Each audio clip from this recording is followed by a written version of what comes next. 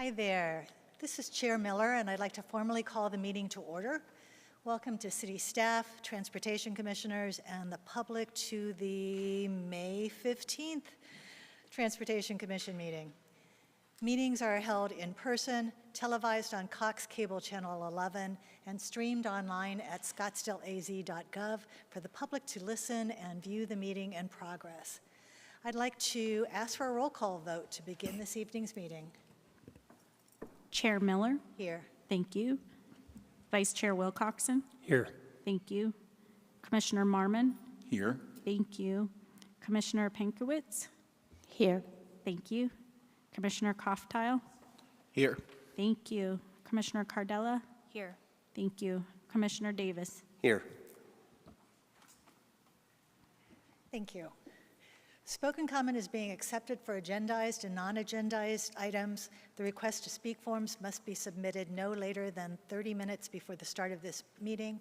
Are there any spoken comments, request forms? Chair Miller, we have no comments. Thank you. And written comments are being accepted for agendized and non-agendized items and should be submitted electronically at least 90 minutes before the start of this meeting. These comments are also emailed to the Transportation Commission and posted online. Are there any? Chair Miller, we do not have any. Great. So that leads us to the agenda, and the first item on the agenda is the approval of the meeting minutes of the, actually the April 17th meeting, right? Yes. Are there any comments on the meetings or motion? I have no comments, but I would move that we accept the minutes as presented. Thank you, Vice Chair. Is there a second? Chair Miller, I have one correction. Commissioner Davis? On the first page, under the staff section, Kyle Lofgren is still listed as in attendance, so that should be removed. In our hearts. He's in attendance in our hearts. Yeah, that's Yes, what I was yes. going to say, always in our hearts and our mind. If Kyle is listening in. So with that amendment, I would second the you. Commissioner's motion. So we have a motion and a second with a change, a correction. I'm sorry, Any who made the motion in the second? Vice Chair Wilcoxon made the motion, second by Commissioner Davis. Any other comments on the minutes? Can we have a vote? All right, thank you. Chair Miller. Approved. Thank you. Vice Chair Wilcoxon. Approved. Thank you. Commissioner Marmon. Approve. Thank you. Commissioner Pankowitz. Yes. Thank you. Commissioner Koftile.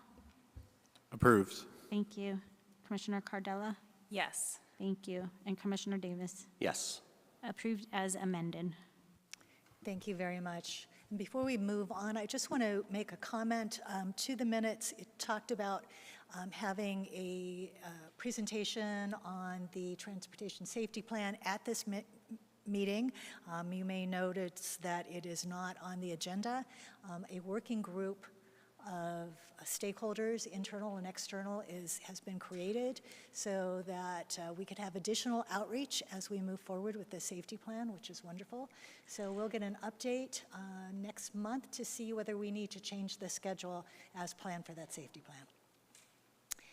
And with that, let's talk about, I guess there is some, looking at the thing, department reorganization. Good evening, Chair, Vice Chair, Commissioners. My name is Allison Timkew. I'm the Senior Director of City Engineer over Transportation and Infrastructure. So previously, a little bit about myself. I've worked for the city since 1998. I spent my entire career at the city within the Capital Project Management Division. I started as a civil engineer and then moved on to be a project manager, a senior project manager, and then most recently city engineer. And then with the reorganization, it was a combination of two departments. So we combined capital project management with the transportation and streets department. So I'm just going to kind of quickly go through that new structure with you. So next slide, please. So Transportation and Streets Department is responsible for transportation planning, transit operations, emergency responses, asphalt maintenance, grading and drainage, traffic engineering, intelligent transportation, and signing and striping. Next slide, please. And then capital project management was responsible for real estate management and then capital project management. We also have an in-house design group that would do some of our in-house engineering plans, an estimator that would help estimate with project budgets. Basically, our project managers would administer contracts from design through construction. Next slide, please. And the combination of the two departments was to better align resources, and that would make the oversight delivery of transportation system operations and capital projects. The city engineer, I report directly to the city manager, and the city manager prefers that structure to have a little bit more hands-on participation into the operations of the department. And then under me, there is 5 divisions, there's 5 senior managers, and then our business operations staff. Next slide, please. So first we have street operations department. They do the day-to-day operations, pothole repair, street resurfacing, street sweeping, overall street maintenance, and then our weather-related emergencies. And then our project engineering staff is what we call our project management team. And they are responsible for the delivery of our capital improvement projects. They, again, administer the design and construction contracts, so they're monitoring contractor performance, quality control, procurement of contracts, as well as we have our own construction and inspection services staff. And then design, engineering, and real estate. This is, again, our in-house engineering design staff. They do design review, project estimates, and then we have our right-of-way and real estate acquisition team. Next slide, please. And then our traffic engineering and operations department, primarily responsible for transportation impact mitigation analysis, neighborhood traffic management program, comprehensive traffic engineering studies, innovative safety design, intelligent transportation systems, infrastructure operations and maintenance, work zones, and special events and development review. Our transportation planning group does strategic plans, coordinates with regional agencies, does project prioritization and project development each year. When we go through our CIP process, they're identifying new projects for the next year. But our business operation team, they're going to be responsible for managing our financial 5-year budgeting, as well as our information technology staff, and then our community engagement staff. Next slide, please. And that is just a basic overview of what the new department looks like, and I'm happy to answer any questions. Thank you so much. It sounds like a large department. Congratulations for putting that all together. I have a question to start it off. How is your staffing? Are you fully staffed? Are you looking for more people in key positions? Chair, no, we're currently not fully staffed. So with the development of the 5 senior manager positions, we have 4 of them filled. The one over street operations, that one is not filled. We need to actually go out and recruit for that. Our pavement manager, our prior pavement manager, left the city in April, so that position is vacant. We do have somebody filling it in an interim position, and we are recruiting for that position as well. We do have a few other positions within transportation planning and traffic engineering that need to be filled. And then we do, on our project management side, we do have some budget packages in this year in the proposed budget for some new positions, namely 2 new project management positions, a project coordinator position, an information technology position, and a budget analyst position. Thank you. Are there questions from the commission? Commissioner Cardella? Were any positions eliminated other than the Director of Transportation? Were there any positions eliminated, and if so, were they filled with people or just empty positions? Commissioner Cardella, no additional positions have been eliminated, and there's no plans for that.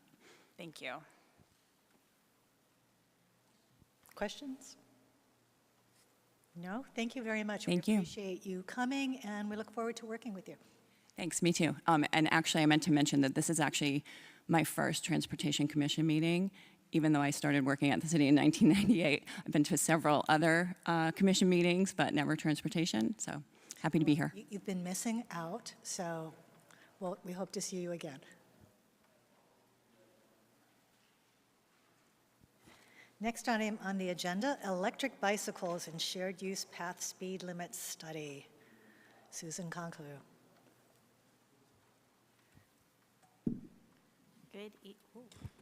Good evening.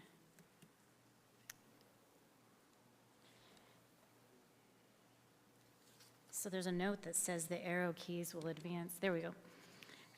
Some of this is review from what we've discussed previously, but our multi-use path system, the goal is to provide a safe network for family use along this system to accommodate users, including people walking, running, riding bikes, and using other mobility devices.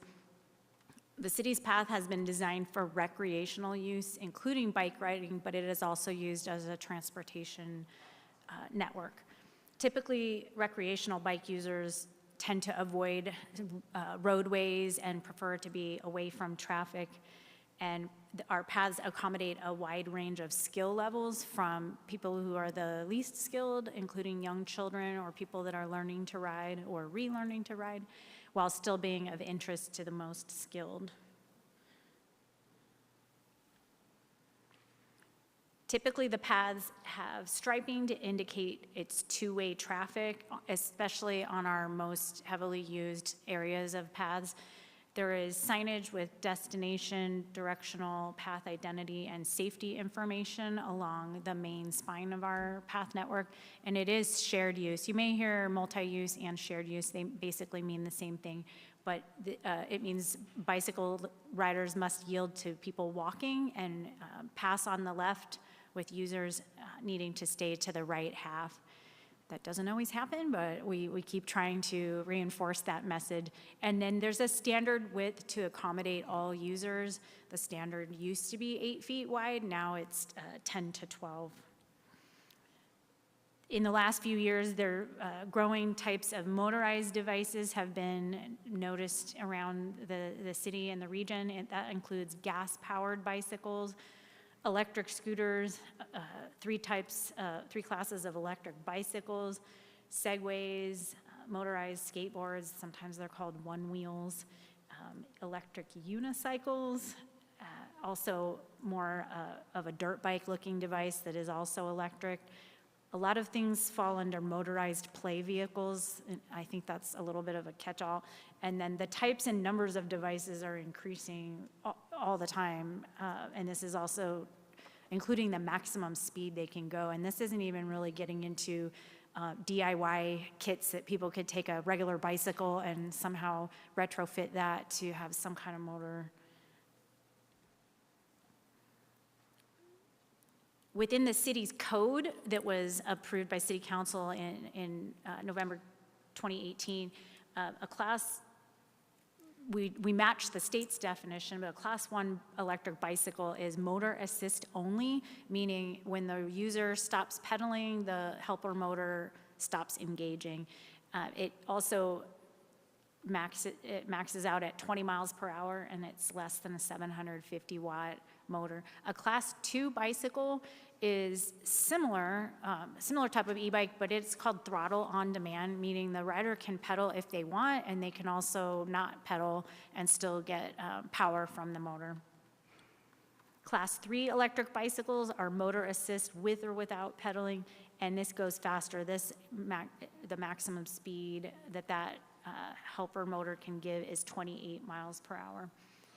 An e-bicycle that exceeds 28 or is a bigger wattage than 750, we're seeing that. Those are prohibited on the path. They can only be used on roadways and bike lanes. The Class 1 and 2 are allowed on our paths and sidewalks. Then we have other things that are allowed on the path, but they don't have functioning pedals. So this would include what we call brand-wise a Segway, but it's electric personal assistance mobility device. That's why I kind of like the brand name better. It has one wheel or two non-tandem wheels, meaning they could be side by side but not in line with each other. It's self-balancing and is designed to only carry one person. So you can see those two top photos. It shows what those can look like. And an electric stand-up mini scooter in the photo on the bottom has a floorboard and handlebars, may or may not have a seat, and maximum speed is 20 miles per hour. These are other devices without functioning pedals that are prohibited on our paved path system. So this motor-driven motorcycle-looking device, we do hear that and see that people do use these all different places in the city. It does not fit the definition of a moped or an electric scooter or bicycle, which is important to note. And then an electric motorcycle looks exactly like that. It's a motorcycle. I'm seeing more and more of those out on the roads, and it's just like a regular heavy-duty motorcycle. That requires license and registration by state requirements. The others cannot be required to have that, so a city can't put that kind of requirement in place per Arizona state statutes. These can only be used on roadways, as I said. So this is just a quick look at our network. So they are allowed on the path system, shown in green, and not allowed in the preserve, shown in red or brown. Also not on the canal system, that's private property. That creates a little bit of a challenge with communicating the regulations to the public. But where they are allowed, class 1 and 2 electric bikes and the stand-up electric mini scooters, they are allowed on sidewalks, they are allowed on the other multi-use paved paths that are not canal paths. Side paths, which a side path by definition is almost the same as a shared use path. It's just typically sometimes attached to the curb and only 8 feet wide, but it functions otherwise as a path. And on the rest of the street network. So steps that we've been taking to improve the path system, again, this just reiterates the language from the code from November 13, 2018, that put these requirements and regulations into place. Previously, the state of Arizona had already allowed, defined the 3 classes of electric bikes and allowed them on path systems, and then made it possible for municipalities to put their own restrictions in place, which is what City of Scottsdale did at that time.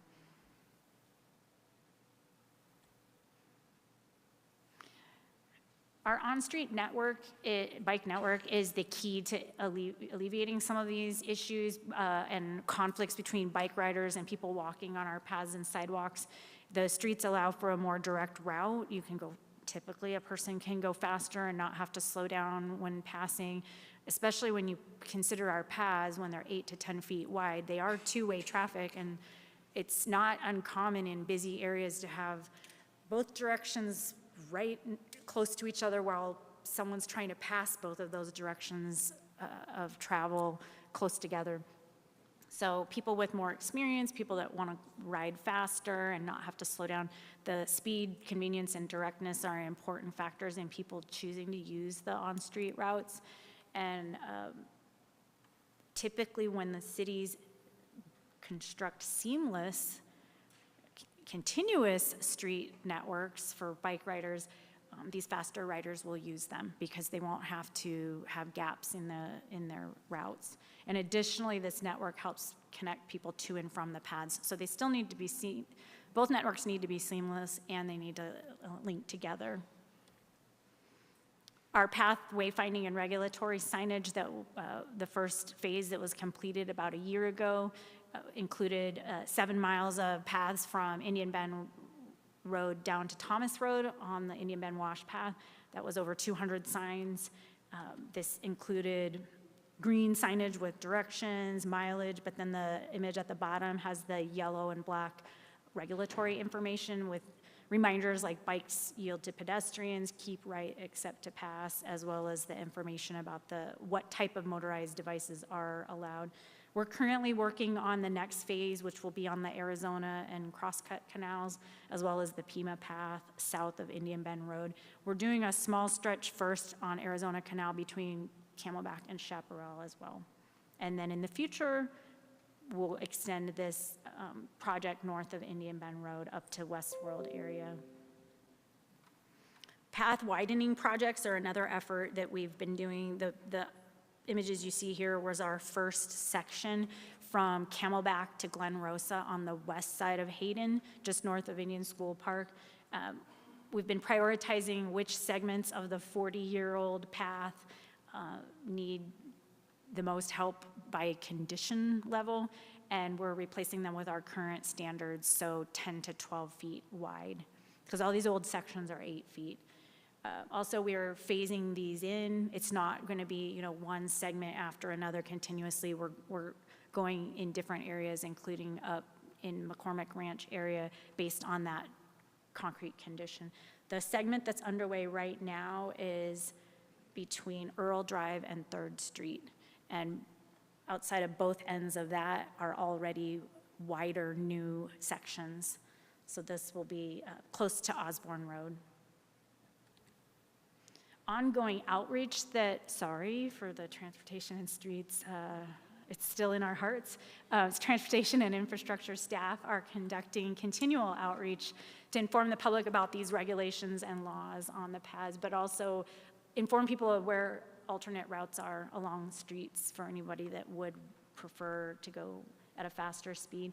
We also work with the police bike unit and park rangers on these efforts, and have a recently produced bike safety brochure, as well as this, the system map that's online as well as hard copy.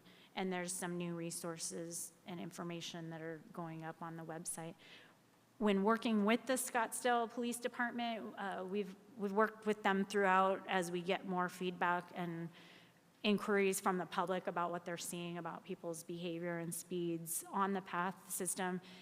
We've worked with them on several occasions, including the Slow Down Scottsdale safety video series that's available on the social media and the city's website.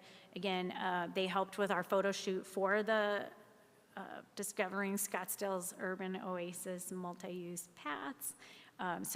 It's just to help give a face to the different staff that work on these things. They've assisted us at the Tour to Scottsdale staff table at the expo, and also assisted on Bike to Work Day, and as well as all the school events that we help with. And we are thinking and talking about a follow-up path safety video focused on e-bike users. And I think there have been some more recent social media posts from the police department on that front. Also, the new bike safety brochure. This brochure was recently produced and given to bike shops, bike rental companies, as well as the city's community centers. It promotes the bike network, mentions our affiliation with the League of American Bicyclists, and then gives information about riding e-bikes in the city on where can you use this type, where can you not, and then a reminder of rules and regulations. So now getting on to the biggest topic, the newest part of this is the speed limit study on Indian Bend Wash Path. On average, looking at typical path users and the speeds they go, class 1 and 2 e-bikes, they do top out at 20 miles per hour, but depending on the battery life, a person could just sustain that for longer periods than an average adult on a manual bicycle, unless it's Greg Davies, who can easily do well be above that, and I can't even reach 12 miles per hour anymore unless it's downhill. An inline skater on average can go about 10 miles per hour. Children, I'm laughing because 7.9 miles per hour is about my normal speed, so I can kind of keep up with kids. And then runners, some runners on average can go 6.5 miles per hour. Pedestrians are about 3.4. Again, there's above and below that. But the study we are proposing would really look at what speeds are people going out there, just like what we do with traffic studies. Here's some possibilities. This is just looking at what a speed limit sign could look like on the left on a path compared to the path etiquette signage that we already have installed and that we're adding more. Some municipalities include the words courtesy speed limit above that for the path. And looking at, is 5, 10, 15 appropriate? Next steps for this is a study, a pilot location, and to do the study. So staff will conduct this study and look at Indian Bend Wash between Chaparral Road and Indian School Road, and using the methodology that we would evaluate for a possible speed limit, which is to look at path design and geometry, traffic volume characteristics, surrounding environment, the safety history, if possible, to be able to collect that. Sometimes that is a challenge if there's not a crash report, and the existing speeds. We already have some good counts in different areas, but we want to be consistent with what we do on our roads, and this is the methodology for that. With that, I have questions and then a request for action. Thank you. Commissioners, any questions? Vice Chair Wilcoxon? Thank you, Chair Miller, and thanks, Susan, for the update on that. You kind of got to the last, in the last part of your slide, you sort of addressed my concern, and maybe this will be something the study produces. But we've had electric bikes. We had them in Phoenix. We have them all over the state. And the problem always is, how do you get data that's reliable on not only the crashes, but how do you get data on enforcement efforts? You know, what is happening around the valley? How are other police agencies dealing with this? And all of that kind of goes to maybe the larger question of whether or not this is actually a problem. I know that when I'm on a bike path or when I'm on a trail, either walking or biking, and a motorized bike of any class buzzes by me, it kind of scares me. But I don't necessarily, I know you can't really solve a feeling, but you can solve documented problems that have data. And I'm just kind of wondering, if we move forward with this, are the police going to be committed to collecting crash data? Are they going to be committed to collecting or enforcing speed data? And what is their anticipated involvement on this moving forward? Thank you. I'll let Nathan Domi jump in. Chair Miller and Vice Chair Wilcoxon, thank you for the question. The question about speed limits on the multi-use path came from a meeting that we had with PD. So they are invested in at least exploring this this pilot that we will try and operate and see its effectiveness. So doing the study will include PD, where they have said they will go and collect the speed data, and then through the course of this, we will continue to talk to them about their capabilities and interest in enforcing the speed limit, because I think you're right. If we put out the signs, but there's no active level of enforcement of them, then it's going to be very limited in its effectiveness. And then we can just go back to, Susan, if you can go back a couple slides. Which one? Right there. So, you know, out of these two types of decisions, right, we put out the etiquette signs of be courteous, watch out for pedestrians, yield to pedestrians, and so that's the way we've approached it so far. That's the way a lot of communities approach it. And then if we elevate that to the speed limit, whichever speed limit we come with, that's going to need some level of attentiveness by PD, but also, like you said, addressing a real concern. So I think we need to evaluate that in the study and then see their level of commitment. Thank you, Susan and Nathan. I did have another question, though. The other thing that obviously is different about these e-bikes is their extended range. So somebody can live in Phoenix and motor on down to Scottsdale without any problem at all. People on bikes can do that, I guess, too. But Has the city been operating or been trying to coordinate with the rest of the Maricopa region? Because again, I know this was a problem in Phoenix. I suspect it's a problem in other valley cities as well, and it would be sure nice to have a consistent messaging across the entire bike system or canal system. Chair Miller, Vice Chair Wilcoxon, yes, we do coordinate. We have a monthly meeting with our counterparts. That's a regional micromobility meeting. Sometimes it's just to say, what's happening in your community? What are your regulations? Do you have any changes coming up? What issues are you dealing with? And any of the cities are welcome to join. We have some people who come to the meeting that they don't allow that in their city yet. Originally it started out related to scooter share companies, but it's evolved, and some of the participants just want to know what's happening in case those companies end up in their community, but it does deal with this topic as well, so we're not really, I don't think anyone's really there yet. It's been moving fast in a lot of ways, but I did reach out to the region as well as some other cities outside of Arizona to see what are they doing? Do they have any type of a speed limit? Just to start collecting some best practices as we move toward the study. Chair Miller and Vice Chair Wilcoxon and Tempe just rolled out a speed limit on their multi-use path at 20 miles an hour, I believe. So I think talking to them and seeing why they came up with that speed limit, what have they done and how effective has it been will be key to that. Obviously, seeing as our multi-use path connects directly to theirs, it'll be the essential coordination with us directly with them to see why they decided to make that decision and how's it going for them. Thank you both. Thank you. Any other questions?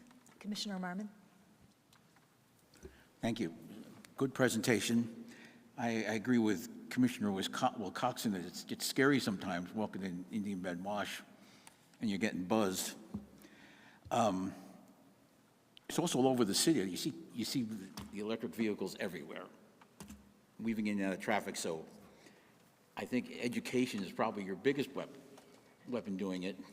But is it possible in your highest trafficked areas, like Indian Bend Wash, to put in a soft walking trail next to the concrete trail, get the pedestrians off of it, and put them on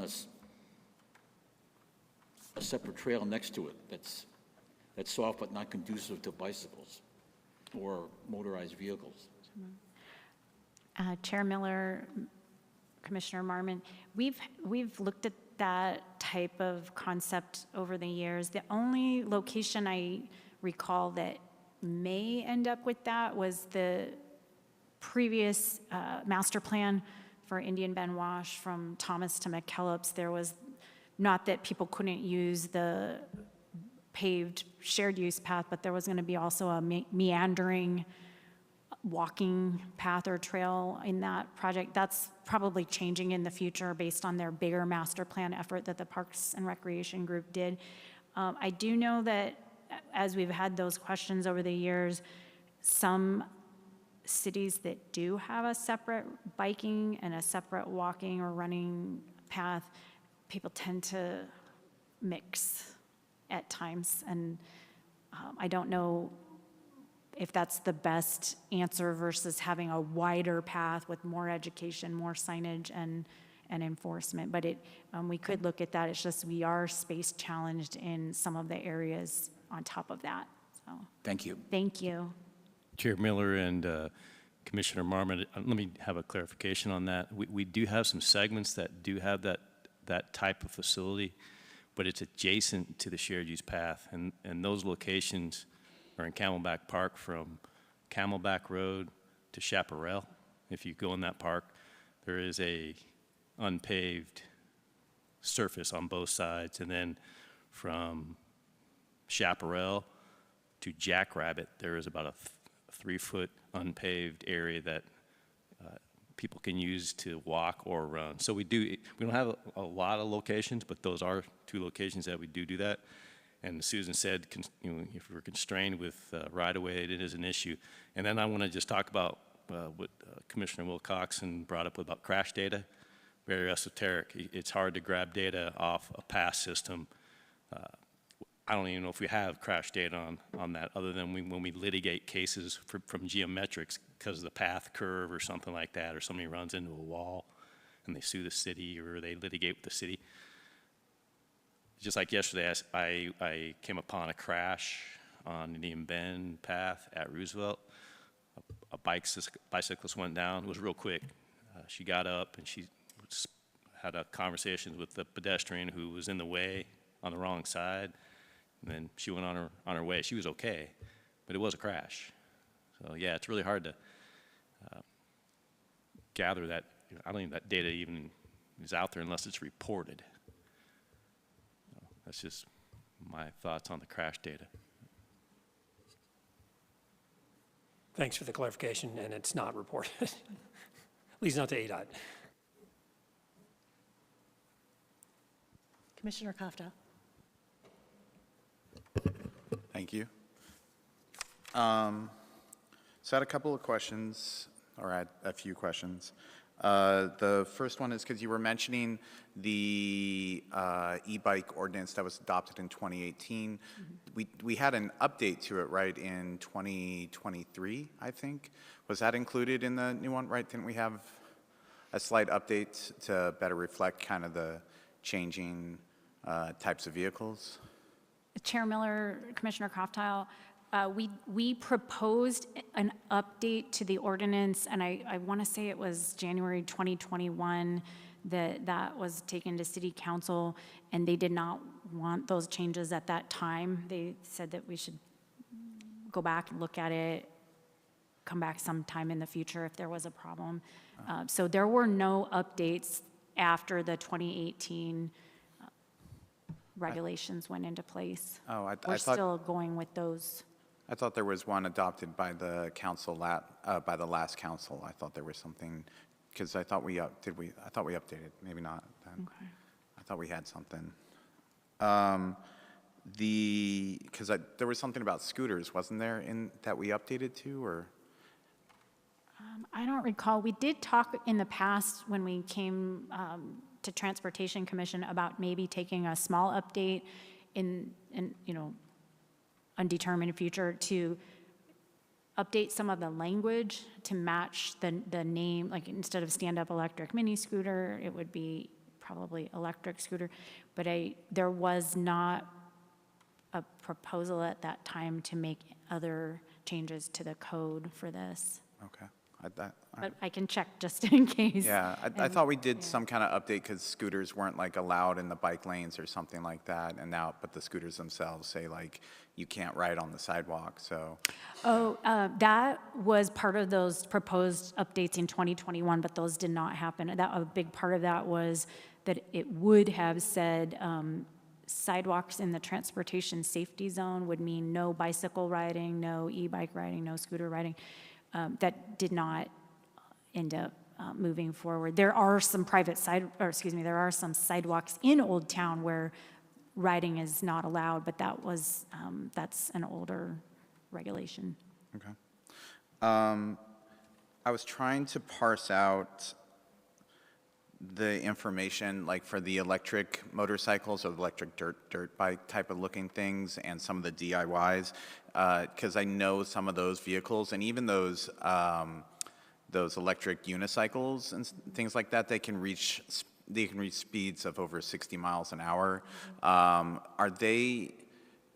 I guess we don't really have anything that kind of addresses them, but I'm just wondering if we can look at maybe, because like you were saying, like a acoustic bike rider doesn't go anywhere near 30 miles an hour normally unless they're going downhill, and those things routinely get that fast. And so the kind of concerns you hear about that, maybe I was wondering if the city has any intention or has been looked at, maybe saying anything that goes over a certain speed limit should stay out of both, paths, trails, and the bike lanes. And so I was just wondering if the city's looking at anything like that.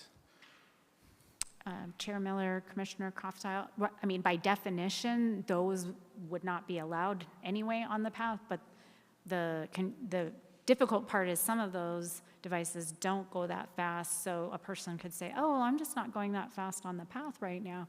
How do we know what a person is doing? I think that would have to also fall to education, so people can know what can and can't be there, and then how effective is it?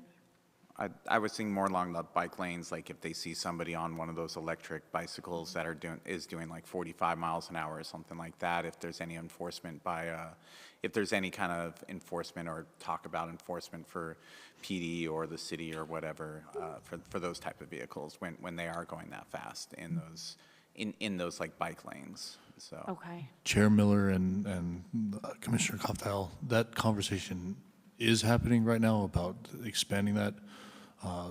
Our talks with PD was looking at that concern. I don't think they've settled on anything, but that concern of those really fast-moving hybrid e-bikes that aren't really e-bikes are between an electric motorcycle and an e-bike that the young kids are on. That was a part of the conversation, and looking for ways to address that concern. I don't think we've settled on anything yet, but that's definitely been part of the conversation, is those in any part of the city, whether it's on the streets or whether the multi-use paths. Right here, when we're talking about the speed limit, right, we're talking about the ones that are allowed on the path, and then we definitely have this problem of these new emerging technologies that go very, very fast and are going everywhere. I've seen them on Shea as well.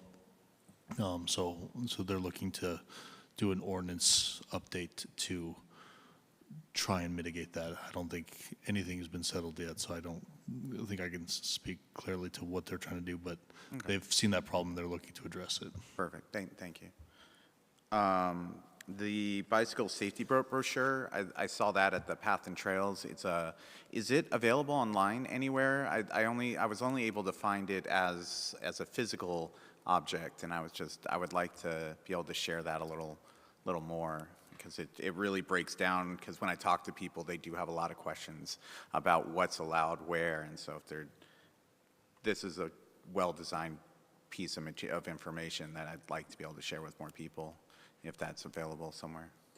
Chair Miller, Commissioner Crofstyle, we are getting ready to take most of that content. It's not going to look just like the brochure that you saw on the slide, but a lot of that information is being posted on the website soon. If there's anything else to add, I think that's everything. It looks great. We just saw it earlier today, so, but it stays with that theme from the map as well as the brochure. So stay tuned. As far as the speed limits on there, like you were speaking about your speed, and I couldn't help but think about my speed. And I ride mostly an acoustic bike, and my speed is typically around 15 to 19 miles an hour. And so, I don't, I try to, I slow down, blah, blah, blah, right? I'm a perfect rider, unlike everybody else on the road. But, so yeah, I would just want to, that average, that national average, I would just want that, because I know plenty of people that ride a little faster than me, and they ride acoustic, and people who ride slower, obviously. So just some leeway in those speed limits when you're looking at that. And also, because a lot of my bikes, or several of my bikes, have internal hubs instead of a standard chain and derailleur, and so a lot of people mistake my bikes for e-bikes because they see that big, the internal hub. I don't know if anybody's seen that, but it's like a big circle that looks like an e-bike motor at the back, but that just has all the gearing built into the back of the wheel instead of having gears on the outside of the wheel. So I would just, if the people who are, if we do end up with enforcement, I would want that to be kept in mind, that make sure they can tell the difference between an e-bike and a bike with like internal gears or something like that. Thank you. And then a couple of questions on how the study would work. I guess one of the things, like right now, like you mentioned, there's the path widening going on at Earl and Third, and so it's completely closed down that part of the trail. And then I'm looking at where the pilot study is, and that's like half a mile from there. And so I would think that might impact some of or maybe it's a mile, but that might impact some of the traffic volumes. And so when the pilot study is done, would you be looking at the timing between when the improvements are going to be done and when you're going to be doing the pilot? Just because that could impact volumes as well. At least I know I'm using the roads more now when I go north, and I just stay on the roads instead of getting back to the green belt because it's just easier. And so if you were doing that today, you wouldn't pick me up as one of the people who are using that. Mm-hmm. So. Chair Miller, Commissioner Costello, thank you for the question. That's a good point. We're also coming up on the summer months, which obviously alter our data for all types of transportation in the city of Scottsdale. So we might have to look at doing some evaluations in the fall when it's cooler, when we got more traffic and a more reasonable sample size for both speeds and volumes. So maybe we reconvene this and do the pilot, do what we can with the geometries of the paths and the part of the study during the summer, and then when the temperatures drop and the path is reconstructed, we come back for the volumes and speed data in the fall. And I'm just curious about, like, how would the study work? Would you just have somebody standing there just counting bikes at certain spot, or counting bikes and pedestrians and miscellaneous at certain times? Or I didn't really see on the slide exactly how it would work, how the study would work. It'll be magic. Okay. No, you go ahead, sorry. Talking about the volumes portion of the study with the speed, or? I know for the volumes, you've got those magic poles that. We have the magic poles. We also have the magic mobile poles that we can put out too. So we also have magical cameras that can identify, that we can put out there and identify, and then somebody can count. So we can ask our traffic engineering department if we can use those for a time. And then for the speed study, PD has said they will conduct a speed evaluation or go out there with their radar and determine speeds through that corridor. So that's how we would approach collecting the volumes and speed data. Okay. Yeah, I was mostly thinking about the speed data because I know we've got other ways to track volume, but speed, I wasn't sure how we were going to be doing that.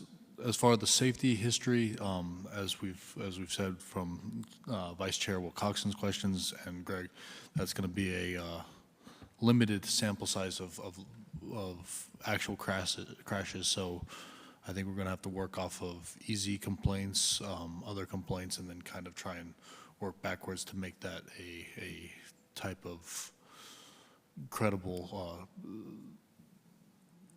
evaluation of how we're seeing the safety impacts of e-bikes on the path, and we can present that again to this body and show what we've seen for that. But so easy complaints and the complaints that we're finding on the path might be the only way we can evaluate safety concerns. Mm-hmm. I know that's more perceived safety concerns and near misses, but we'll work with what we have. Okay. Yeah, I just wanted to. Yeah, so that's all the questions. I just wanted to echo Vice Chair Wilcoxon's point about data versus feelings, because I talk to a lot of people, or I hear from a lot of people, and everybody complains about e-bikes, and then when I'm on the path, every once in a while you see people going crazy on e-bikes, but it doesn't seem like it's a constant thing that people are concerned about. So I just would want to find that information out, or make sure the city's working on that. So thank you. And Chair Miller, Commissioner Costello, I do want to express that we do want to make this a pilot program, but we don't want to just implement this. We want to see what happens after the before and after of if we even get past the study and go to the pilot, and what kind of effects it has before we just start rolling out this thing the whole way. We've seen some cities that have put speed limits on multi-paths and pulled them back. So we want to kind of figure out why they decided to do that, as well as why people are implementing it. We want to come in with a lot of information before we make something as drastic as speed limits on a multi-use path. Thank you. Commissioner, excuse me. Go ahead. Thank you for that presentation. I have a couple of questions. So this item is listed for action. You're looking, my question is, right now you're looking for an action from this group on approving a study on e-bike usage and speed limits along the Indian Bend Wash between the locations that you mentioned. Okay. Then my other question is, how long will this study last? I know that the summer months are coming, so this probably won't happen until the fall, but you go there on weekdays, weekends, and like how long is that period? And then if police is gonna be there, I would assume they can have some observations as to whether they can discern what kind of bikes they are just by looking at them, but they're also going to collect speed data. But how long would that process be? I would believe we'd want a couple days of weekend activity, a couple days of weekday activity, so maybe a couple weeks worth of data. Certainly not a couple weeks worth of speed data. I don't think we'd want to put the PD out there for that long, but I'm talking volumes. We'd want a couple sample sizes of, that's how we've done our pilot program for protected bike lanes too. We got a couple weekday and a couple weekend days to kind of show that kind of volumes both through the weekend and the weekdays. And then I think we'd want some speed data for sure on the weekends as well as a weekday to do a comparison as well as the counts for the e-bikes. So I would say that collecting the data would take a matter of a couple weeks, and then us evaluating and determining based on the geometry as well as the environmental conditions of the path. Thank you. And then I guess my question, well, a comment related to that ties to my question is, how would PD, like let's say we do the study and we find out a speed limit that works, how exactly would PD enforce on this? Like if someone, and I'm a user of the path, I seldom see people that zoom by me. I can understand it can be a scary feeling. My biggest concern are people that are getting run over on a 45-mile-per-hour street because the likelihood of death is much greater. But how would police, like how much, how often, where, and exactly in what methodology and with what city code would police enforce speed? Is it just based on a speed? Is it based on riding in a way that is unsafe to others? I almost would want to know these things before we go further, because it seems I often leave my house, especially when I go on a bike ride on the path, without my driver's license. So how would PD know who I am? All these things, right? How do they exactly capture my speed, make me stop or pull me over? These are all valid questions that I guess the path is meant to be safer, both for riders and for people walking.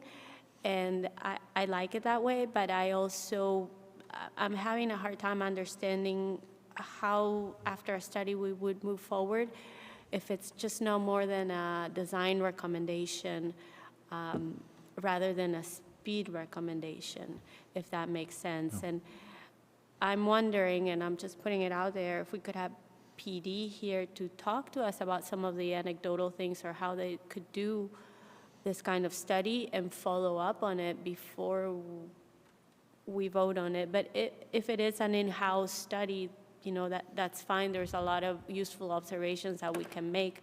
But since this will happen in the fall, I'm wondering if there is any room for us to talk to PD ahead of time on all these things. Thank you, Chair Miller and Commissioner Pinkowitz. So the multiple questions, I would say this action is for us to conduct the study. We're not rolling out any of the speed limit signs after this, so we can come back to this body after we conduct this study. So this action is for us to just collect the data, determine the data, come up with a report, and then we can present it back to this body, and then we can vote on moving forward with the pilot program before anything happens. At that time, we can bring PD back. But your first question of how they're going to enforce it, I think that's a wonderful question. I have that question as well. So the meeting we had with them, they showed interest in this, but I think we can ask a lot more questions as to how they intend to enforce it. We had our lawyers at that meeting, and they were talking about our legal stance on putting a speed limit on the multi-use path. And we do have legal standing to at least put a speed limit, the state code to enact speed limits that are safe and prudent. That's still enforceable on a multi-use path as well as a road. So we have at least legal standing to put it there. Then your question is very valid as to how we're going to enforce it. So I would say this action is for us to go out there, collect the data, analyze the path, and then come in with a recommendation of a speed limit that we would like to introduce into a pilot program. When we introduce that, we can bring PD and have a full discussion as to how they plan to enforce that, answer the questions of how are they planning to identify people, how are they planning to pull people over, and talk about the length of safety concerns. If that is acceptable, that would be how I would say we can approach it. But we definitely want to ask PD a lot of those questions as well. Thank you. And just to add to that, I guess I would rather have PD enforcing on people speeding or on 60 miles an hour on a road than someone going 25. Granted, I understand it's not safe on a walking path, but yeah. No. I. They do have their bike patrol unit. Okay. And so it's not taking anybody away from the streets. And also, I guess that patrol unit is looking into getting e-bikes themselves, so they should adhere to their speed limit the same as all of us when they get their own e-bikes. So I guess we'll all be trying to be as cordial as possible. And it does bring up the legitimate conversation as to are the etiquette signs that we already have up, are they doing a sufficient job in and of themselves? And should we just introduce more of those, or should we go down the path of the speed limits? So, Thank you. Chair Miller, Commissioner Pinkowitz, I would like to also add that if there's an issue with enforcement, the speed limit, we can do some sort of like a warning, yellow background warning, versus the enforceable. I think you have a good valid point about the priority, right? You prefer to have somebody enforce it on the 45 miles per hour versus the multi-use path. So that is another option that we were thinking of, a warning posted speed limit versus a regulatory sign. Thank you. Commissioner Davis. Susan, would you mind putting up the slide that showed the study location? So this is an interesting part of the WASH in that you have multi-use paths on both sides of Hayden. In my experience, because I bike this area fairly often, is that you tend to have people who are walking on the east side of Hayden and then people who are biking on the west. I also know that from at least Camelback to Chaparral, it's a really wide path on the west side, and I wonder if that would influence, us to see higher speeds than you might find of bicyclists or e-bikes on the rest of the path, areas that might be 10 feet wide, but there's only one path and there's a lot of foot traffic, and that natively would tend to slow people down. So I guess, were there other areas that were being considered, or should we consider expanding the study to an additional location? Chair Miller and Commissioner Davis, those were the exact reasons why we chose this location. We thought the combination of the pedestrian activity on the one side and then the definitely more prominent bike riders on the west side could give us a good comparison as to the how pedestrians interact with how pedestrians interact with the bikes. And how that caters to them slowing down, and then comparing that to the one that's primarily biking. So those were kind of the reasons why we thought this was a good way to get a full evaluation of all kinds of different scenarios on the path system, that we had a location that had kind of the two different situations that we see on the paths throughout, whether it's through our parks or whether it's through those long stretches that are primarily used by bikes. Other places that were suggested, and we could certainly add that to the action with, if you want to see it in a different pilot place, was McCormick Ranch between Via Linda and the Loop 101 was another one of the suggested areas. And I'm blinking on the other one, but that was for sure another suggestion of a place where there was high traffic of both types of users as well as just high volumes in general. And if any of the other places on the Indian Bend Wash would be of interest to the commission, we can certainly add that to the conversation. Yeah, thank you. I was going to suggest that part of the McCormick Ranch area.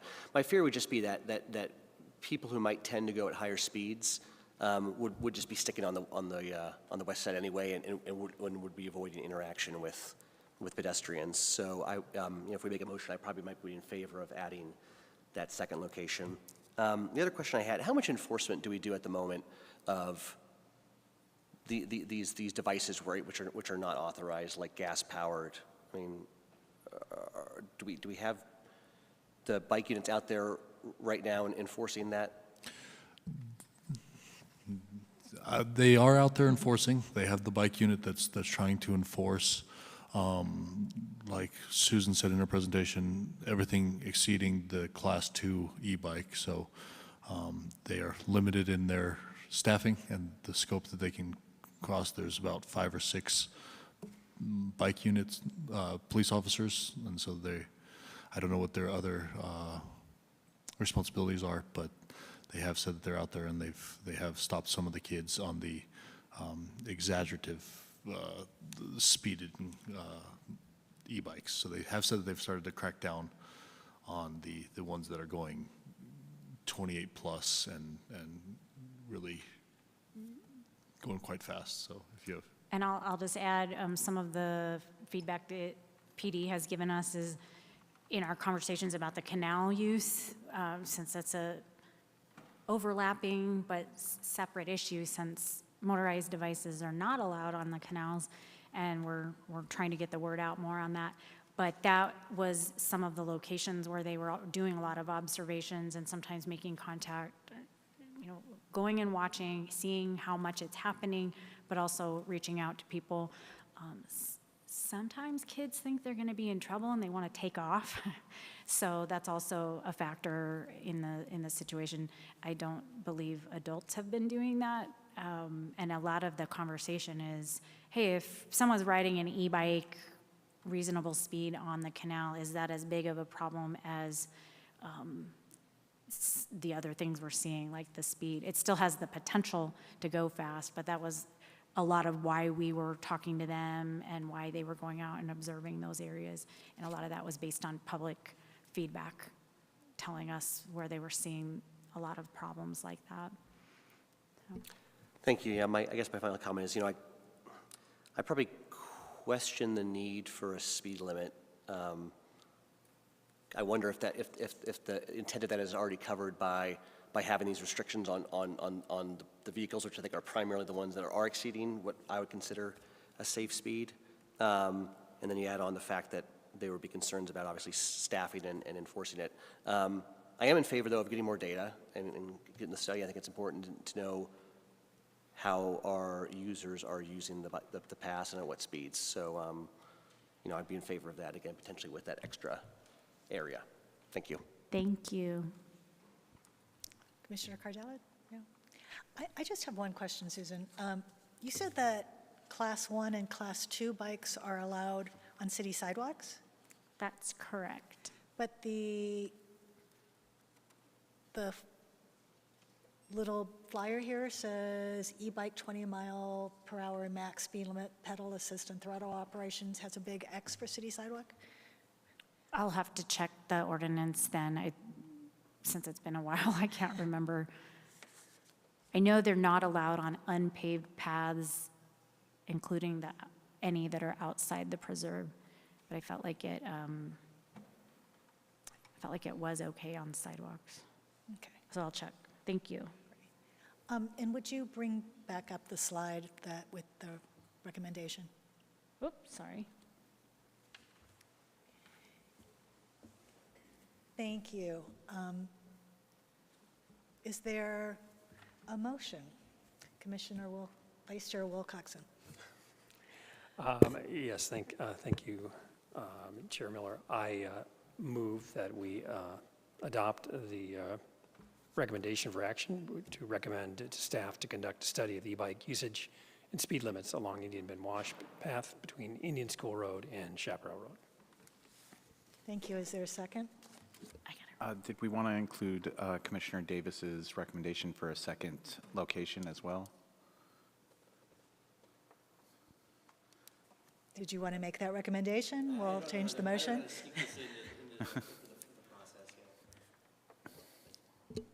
Chair, if I'd like to make a second or amended motion, recommend to staff to conduct a study on e-bike usage and speed limits along Indian Bend Wash Path between Indian School Road and Chaparral Road, and Indian Bend Wash Path between Via Linda and the 101 overpass. I have a question on that. So what would be the added cost to expanding that? Or what would be the impact? Our time. We're fine. We can something you want? we can do Okay. that. It'd be no problem. Vice Chair, do you accept that amendment? I do, yes. Okay, so we have a motion on the floor and a second.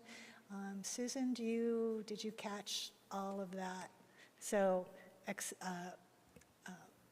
the motion to accept this recommendation plus conduct the study between Via Linda and the 101. And is that to add as a second location? I just want to clarify. Okay. Second I location. got that. That's an amendment to the motion, correct? Right. So then we will vote on the amended motion. Okay, thank you. Chair Miller? Approved. Thank you. Vice Chair Wilcoxon? Approved. Thank you. Commissioner Marmon? Approve? Thank you. Commissioner Pankowitz? Yes. Thank you. Commissioner Koftile? Approved. Thank you. Commissioner Cardella? Yes. Thank you. And Commissioner Davis? Yes. Thank you. All right. Motion is approved. Thank you all for the information. Thank you for the presentation. And with that, we will hear about projects and programs updates. Mr. Dome. Should I come back up there for these slides? Yeah. Okay, sorry. We're going to start with Susan, then Greg will give an update on his trail program for the last several months, and then I'll give an update on everything else that's happening around the city. Thank you. April was Bike Month in the Valley. Currently, May is Bike Month everywhere else outside of the Valley. We kicked it off with the Arizona Bicycling Summit, and it was held in Mesa at the beginning of April. It seems like a long time ago. There were some really great sessions that day, a good turnout, a lot of things that are to show everyone what's happening all over Arizona, not just here in the Valley. Cycle the Arts was Sunday, April 4th. We had a great turnout. We probably had about 50, 55 riders in 3 groups.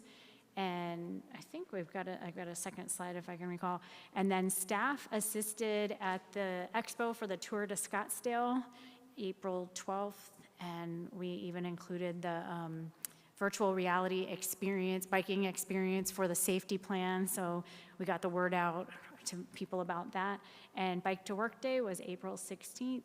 We continued with 5 stops again this year and had, I want to say, probably about 50, 60 people rolled through all of these spots. For the first time, we gave out all of our shirts except for probably 6 T-shirts. That's never happened before. So we can always update people as we go into next year, but I'll show you real quick for what Cycle the Arts had 9 stops featuring 10 art installations on an 11-mile route. That upper one there was, it's a SRP pipe at about 82nd Street and Thomas Road. The artist that did that mural, it'll be up for 2 years. She also designed the stickers and the T-shirts. Her name's Sheila Yu, goes by Shell Shaker. It was really neat to have her as a speaker there, so people could talk to the artist about how she worked on how she came up with the idea for the mural and how she did it. Also, we will add the self-guided map and information online soon. It's interactive. We've had good success with that since 2020. This year, we didn't spend a lot of time within Old Town. We really focused on the path and areas south of Old Town, and we focused on temporary pieces that won't be there by next year. And we think that's a great way to introduce people to the artwork, whether they've come to the event in the past or if they're new. And then next year, just as a teaser, is the 20-year anniversary, so we're already planning what we think we want to do for that, but we'd like to do something really special, even though every year is special at Cycle the Arts. And Bike to Work or Wherever Day, again, that was, it was great. So we couldn't do either of these events without our partners and volunteers. They help with planning and also help with implementing and holding the event. But we have 5 different stops. We really pick where we think people are already riding instead of telling you, come here. We want to catch you where you're already riding your bike that day. And same thing, we give out breakfast snacks, stickers, T-shirts, and talk to people. And a lot of times that's a great way for us to get feedback from people that are already out that ride. And Greg has some trail updates, some great trail updates. Thank you. Yes, good evening. Chair Miller, members of the Transportation Commission, Greg Davey, Senior Transportation Planner. I'll give you an overview of the projects we did this fiscal year. We've had a successful trail building and rehab season. When I show you these locations, the total was just over about 3 miles, and that kind of meets our performance measure. I'll give you some costs at the very end, but this first trail is Los Gatos Trail. This was a request from a resident in that neighborhood, and this trail was built on a City of Scottsdale parcel. So the city owns the land here. It's not a very long trail, but it provides a great access to the Pima Path, which is on the east side of Pima. As you can see in that graphic, the red line. So we connected right to the path. The residents were thrilled. I spoke with the resident that requested that, and she was delighted. It is signed. All the trails we do sign them, and that trail was recently completed in March.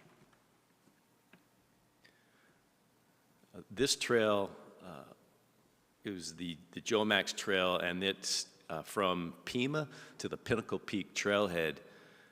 This trail actually existed back in 2005, but it kind of went away.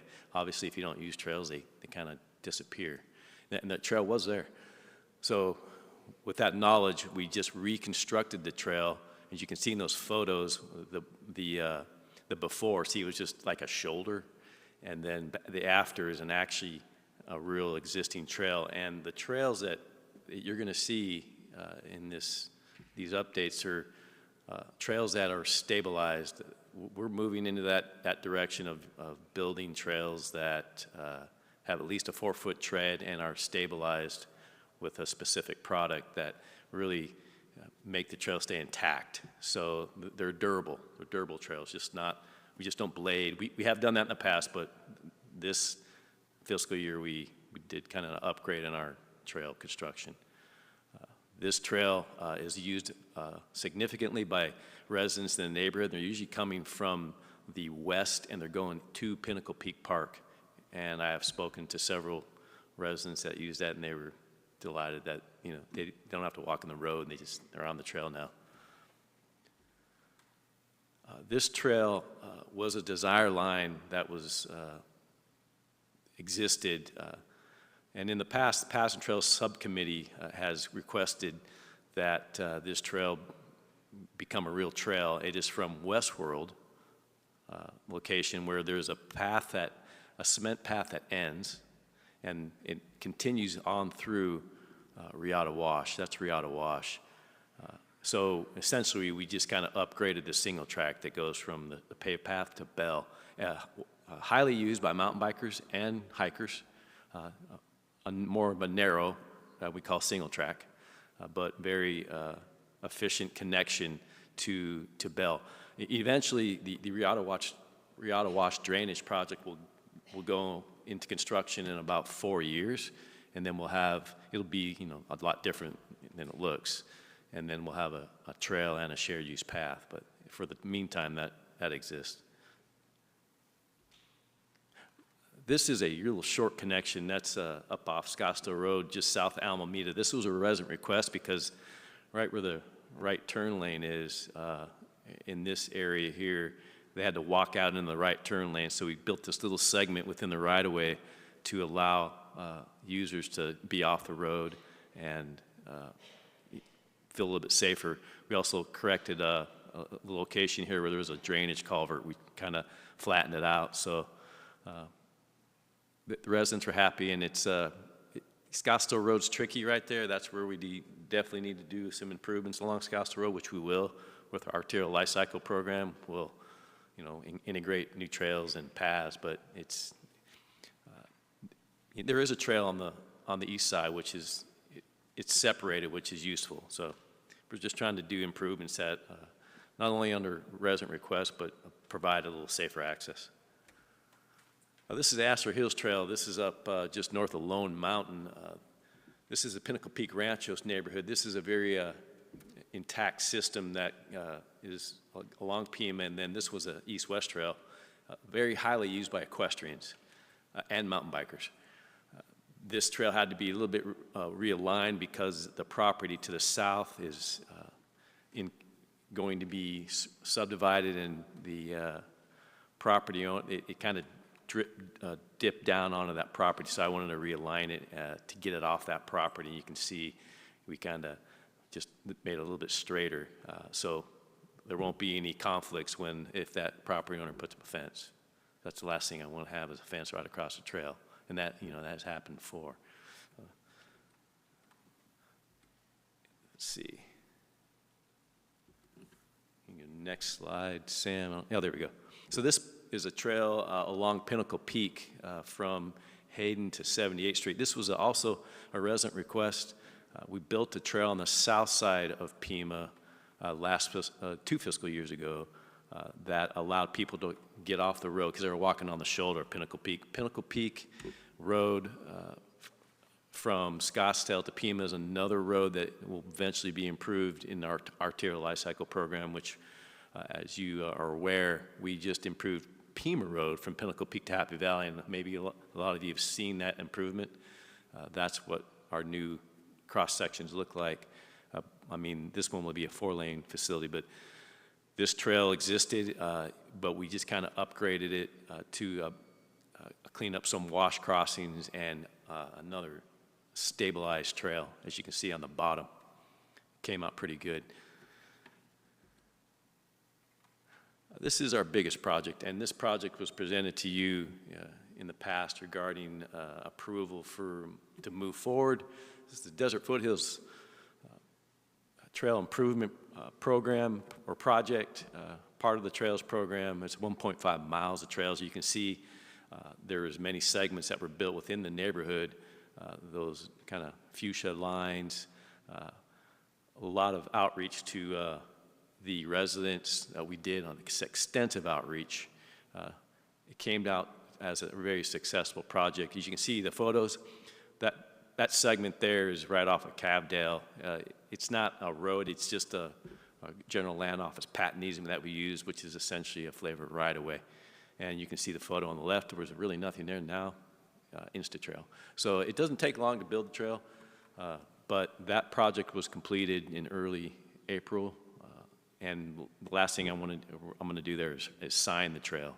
So I'm just going to go out there, and we're going to put some signage up there Again, a very successful project that at some intervals in the project, there was a lot of public concern, but when we went out there and started to construct, they were really glad that, that product that we ended up with, and pretty happy with that.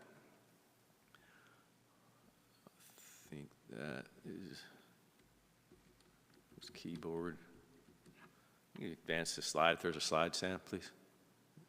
Oop, went too far. I think that's it on trails. So any questions? Let me just summarize on the cost. So it was over 3 miles of trails. The total cost to build all those trails or some rehab was about $420,000. That comes out of the Trail Improvement Program, which is a capital project that happens every year. We're allocated a certain amount of funds. In those past fiscal years, it was $200,000 per year. So a successful trail building year, and we kind of want to continue that on. So that concludes that. All right, it's Nathan's turn.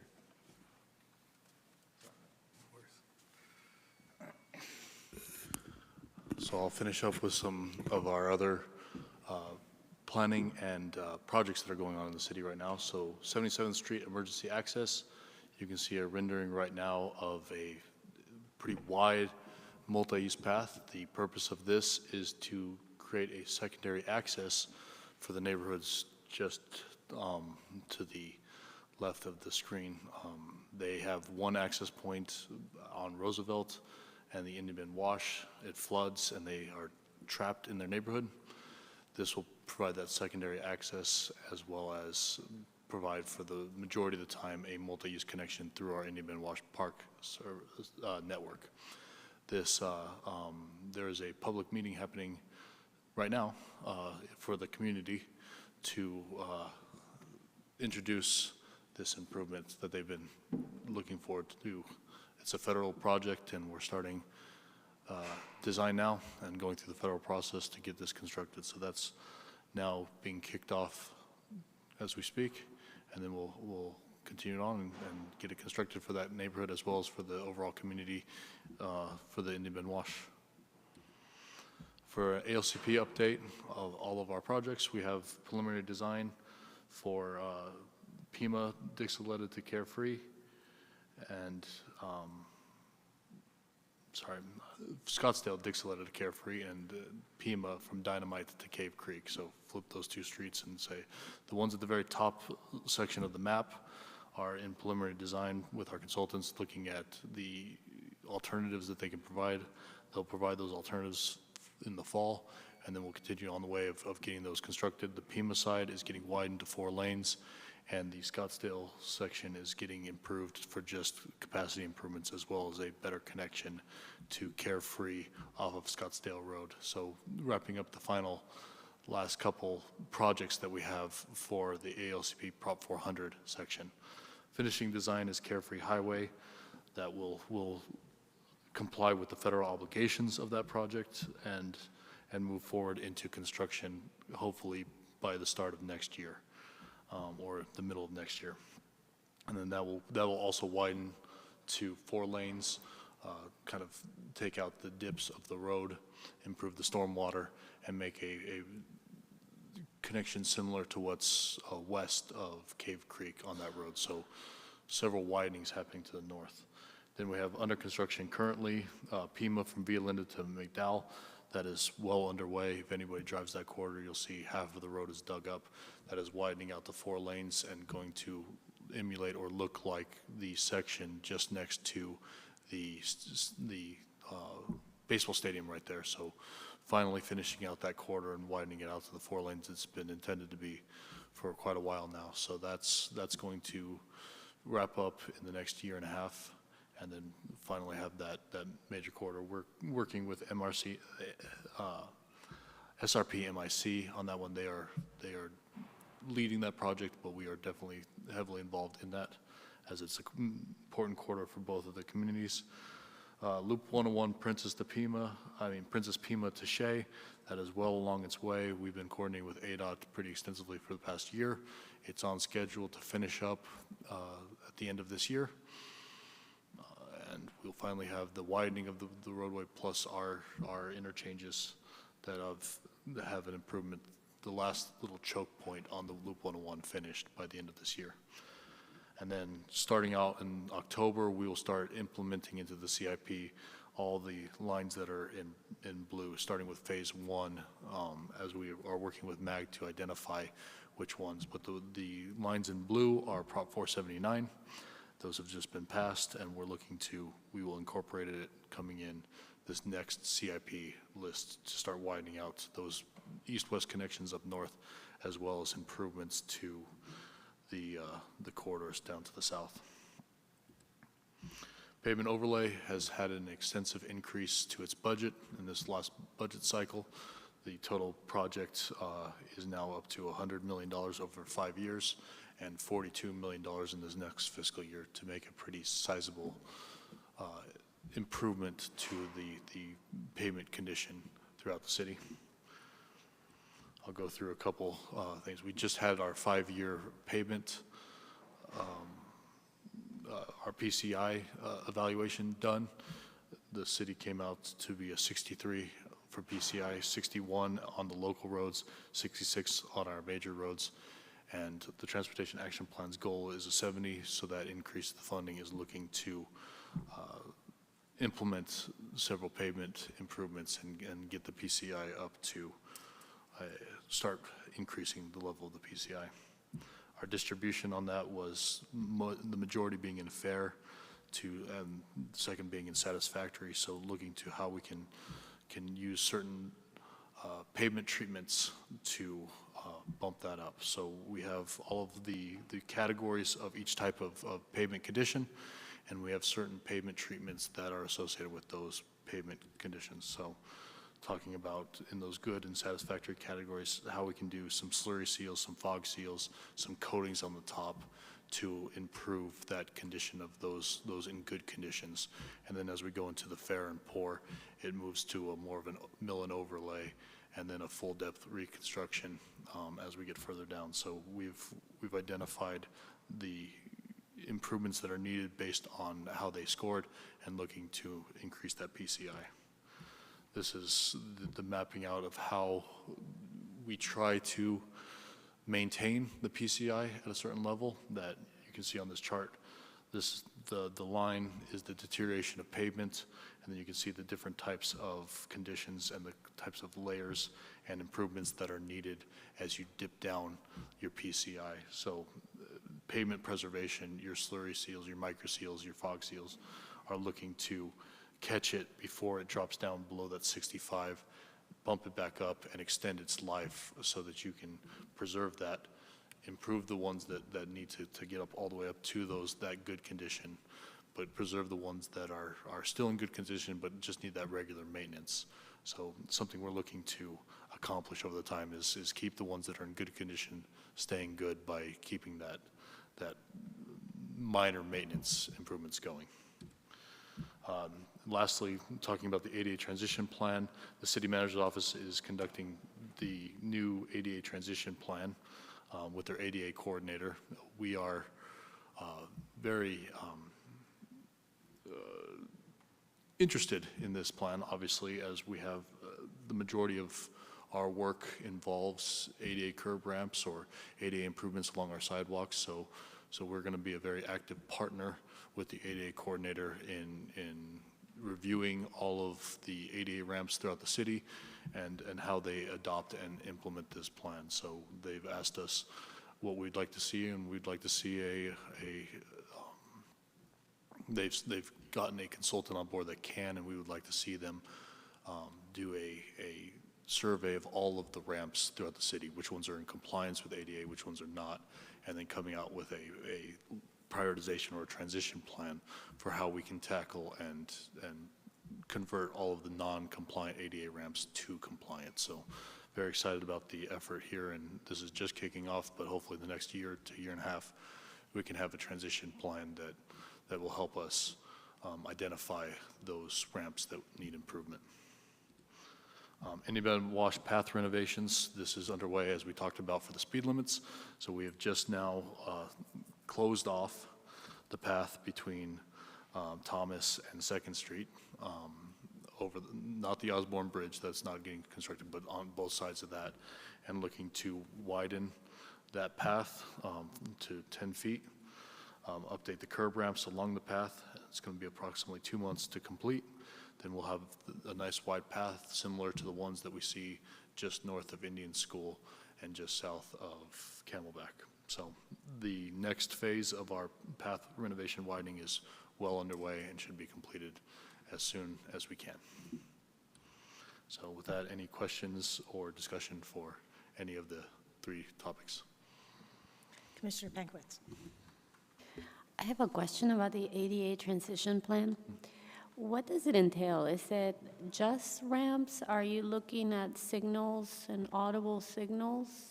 It's going to include that as well. And it's not even just including transportation ADA focus, but buildings, compliance with meeting laws. So that's why it's not under our department, but under the city manager. It's a fully comprehensive ADA map. But we have a pretty significant portion of that thing, which would be the physical element of the street environment. How is the city addressing RRFBs and that audible aspect of them? As well as incorporating that into every one of the RFPs? Yes. John, do you have an answer to that? So the audible push buttons, right now, we're doing it based on request. Is that what you're asking? It's just a challenging condition because an RRFB is still, The rectangular yeah. flashing beacons, yes. And all of those are going through a study process. If there's a request, we're going to look into it. And then staff's going to look and evaluate if there's, if it's going to meet warrants to have something like that. Okay. Thank you. My last question is, are you looking at sidewalk condition? You know, we pay a lot of attention at pavement condition, but as part of this ADA plan, is there a look at sidewalk conditions, or is that on a case-by-case basis also? They've asked us for what we would like to look at so we can see if that's something they're capable of doing. So we can talk to the consultant, see if they can look at pavement condition or, concrete condition or obstacles on the sidewalks as well. And I have one request too, is with tree limbs in the right-of-way and the height of them for people who are challenged with their vision. That can become a hazard if the limbs are not trimmed properly, and a lot of developments put in multi-trunk trees that grow lower than, I really can't recall the height clearance that you would want, but I think that's also important to look at. We have in development right now a shade and tree plan as well as this. I can make a note and make sure that we have reference to height requirements for cutting back, that we have that in the DSM-PEM already, especially with our unpaved trails, but also our sidewalks. So that is a standard we already have, but making note of that as a goal to make sure that we adhere to that standard is certainly a good thing to put in our plans. I agree with you that we need to make sure that we don't let them fall too low. Thank you. Chair Miller, Commissioner Pankowitz, the guidelines for the trees within the right-of-way is minimum to be trimmed up, minimum 7 feet, and shrubs to be less than 3 feet within the right-of-way to minimize the site visibility constraint. For the unpaved trail, we have it at 12 feet for equestrian use too. So absolutely right about that. And then we have it even higher because we want our unpaved trails used by equestrians and certainly want to give that height for the horses and their riders. 10 to 12 feet. Questions? Commissioner Kafta?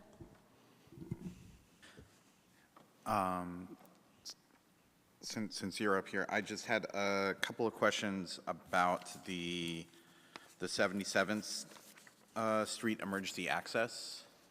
That's slide 12. I'm trying to, because that's my route I use to go to work, and I'm trying to, mainly the question I have when I'm looking at that is there are a couple of disc golf baskets and there's some fairly older, large trees there. Are they all going to be preserved? Is it going, I'm trying to remember when you originally brought this to us and showed us kind of what it was looking like. I'm not quite remembering how it was looking. I'm just wondering how it's going to impact what's currently there. Certainly. I don't remember any disc baskets being in the location, but we can identify that.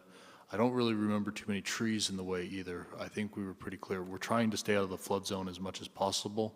Okay. The original request was for a 2-lane road, and that just wasn't physically possible in that environment to add sidewalks as well. So we adjusted it to be a multi-use path. We found that was acceptable in a lot of different conditions. One being in the park system itself, to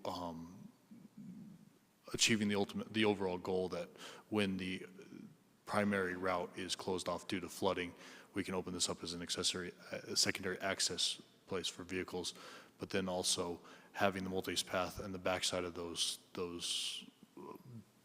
houses was much more acceptable than a 2-lane road right in their backyard. All of that is being presented to them tonight, so I will see what the feedback is from our other senior transportation planner of how they receive this transition to this. But that was overall an attempt to stay out of the floodplain, minimize the impacts. Let me look into what trees and removal is required for this, but certainly if there's anything like the disc baskets that are being removed, we will certainly try to relocate them in the park system and work with the Parks Department to keep that going. The trees might have to go there. Not going to be native, and we're not going to replace them. And then I just had a question about the ALCP update for all the things you're doing there. Is this the project that, because of the intersection at Dynamite and Scottsdale Road, right, when it got changed from a roundabout to a signalized, are these projects the ones that are going to be impacted by that, where we're looking to move funding around? Carefree Highway would be the one that is a part of that swap. So it shouldn't have any impacts except for just having its funding changed to a different type of funding. Did we get approved for that funding is kind of the question or do we not know yet? We don't know yet. We have to wait till October to apply for that. Okay. Well, will you be giving us an update in October then, I guess would be my question? I'll be happy to give an update on how that goes. It'll be late October. We'll know from MAG, I think it's around October 22nd, when the final approval of that is happening. So certainly the next Transportation Commission meeting, we can give an update on it. And then just a quick question for Greg on the Jomax Trail. I believe it's slide 6. It looks like when you rebuilt it, there's actually more, when I'm looking at that after picture, there's more paved shoulder there as well. Was that part of the trail build, was kind of move the dirt and the soil kind of back a little bit because it had gone over? Chair Miller and Commissioner Koftow, so the bottom photo, the after, so you're saying, so the trail's in that photo, it's on the left, obviously.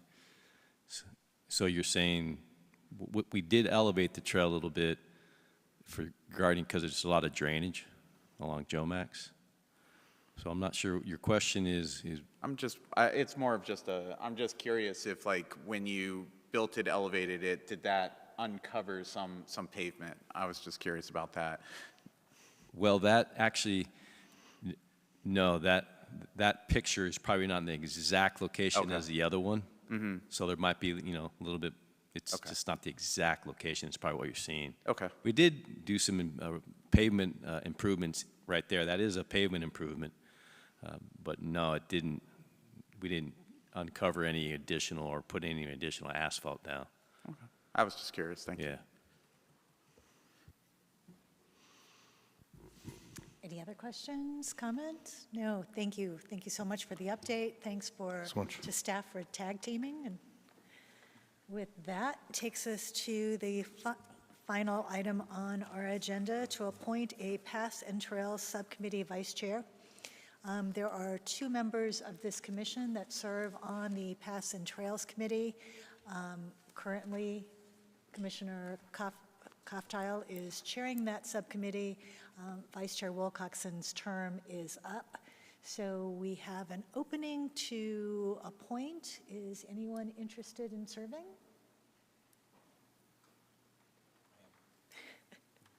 Commissioner Marmon has indicated that he is interested in serving in that position. Is there anyone else who is interested? With that, I'll take a motion. I move that we appoint Commissioner Marmon to the chair, or the role of vice chair of the Paths and Trail Committee. Second. We have a motion by Vice Chair Wilcoxon, second by Commissioner Cardella. Will you please take the vote? Thank you. Chair Miller? Approved. Thank you. Vice Chair Wilcoxon? Approved. Thank you. Commissioner Marmon? Approve? Thank you. Commissioner Pankowitz? Yes. Thank you. Commissioner Kofteil? Approved. Thank you. Commissioner Cardella? Yes. Thank you. Commissioner Davis? Yes. All right. Approved. Thank you very much. And with that, I will take a motion to adjourn. Chair Miller, so moved. Motion by Commissioner Davis. Is there a second? Second. Second by Commissioner Kofteil. I think we can take this by voice vote. All those in favor, say aye. Aye. Any opposed? We will see you all in June.